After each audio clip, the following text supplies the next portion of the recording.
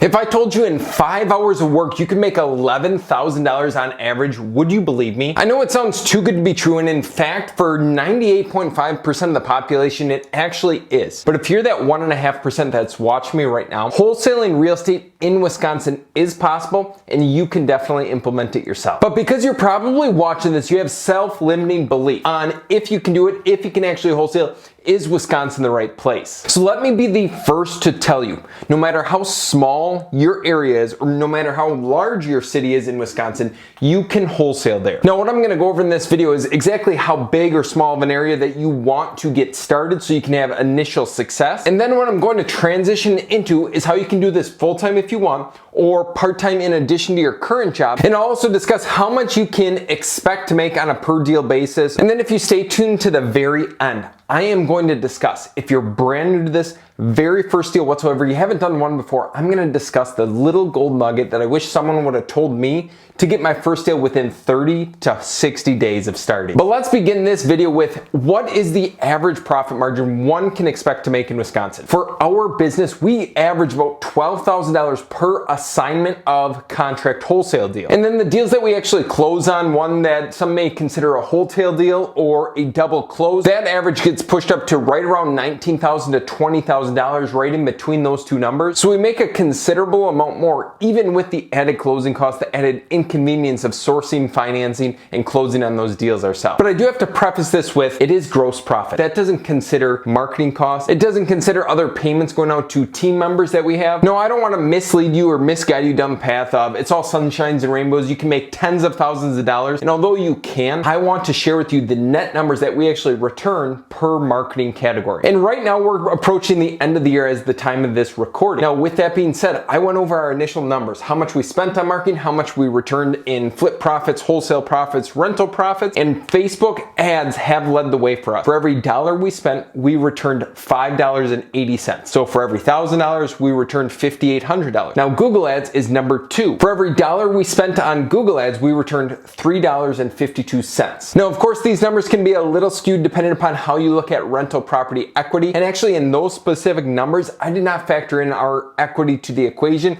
because it is so very subjective. Now, let's say that you're interested in running Facebook ads to generate motivated seller leads. You know, if you spend $1, you should be able to return somewhere around $5. And if that were the situation, ask yourself right now, or get out a notepad and pencil and calculate how many deals would it take for you to do this for a living, to do this for a full-time career, or add it as an ancillary income to what you're already doing. And truth be told, it probably wouldn't take too many. Maybe 1-2 deals per month. Even that, you might be able to do 1 or 2 deals per quarter if they're higher net profit deals. And why I mention this is people overcomplicate how to get their first deal in this business through some sort of paid advertising or marketing method. But if you're living in Wisconsin, you might be saying to me right now, Carter, my marketplace cannot sustain doing 10 to 20 deals per month. Now, let me give you a perfect example of why this is such a limiting belief. So we market currently right now, and you can look up the population of these cities. We market in Fond du Lac, Wisconsin, about a population of 45,000, Neenah, Wisconsin, in Menasha, Wisconsin,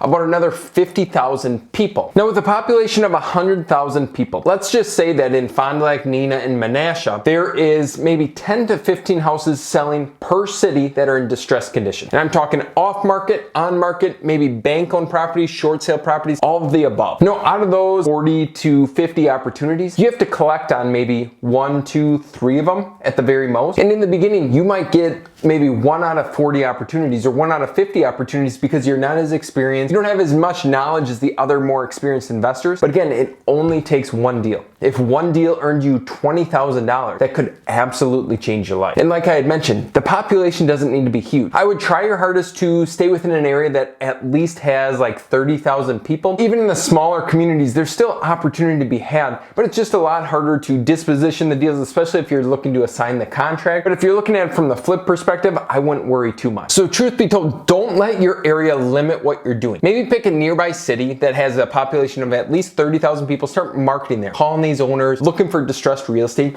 And if I was starting over today, I had very little money, very little experience, and maybe a little bit more time on my hands, or I could work nights or weekends or whatever the case may be, I would get in my car and I would start driving the area. You don't need any special software. What you're going to do, if you are on a very tight budget, you're gonna grab a yellow legal pad, you're gonna keep it on your lap, you're gonna grab a pen, and you're gonna drive through these neighborhoods right around the median price point, and you're going to look for vacant houses. You're not gonna look for rundown houses, you are going to look for vacant houses. The lowest hanging fruit that you can possibly imagine, and then you're either going to skip trace the owners or find their numbers online and give them a call, and you're gonna ask them, Mr. or Mrs. Owner, would you consider an offer on your property? Now, why I'm telling you to only call the vacant list at this point is they should have very little to no emotional attachment to their property. If it's been vacant for 6 months, 9 months, 12 months, you'll be able to tell, and you'll be able to hopefully negotiate a bigger and better deal, and they won't be able to tell that you're less experienced compared to the other investors out there. So with that being said, I hope you found the information in this video valuable. If I can do anything to help you, connect with me on Instagram, Crowley _, shoot me a DM there, or comment down below with your questions. So peace, go buy yourself some more real estate.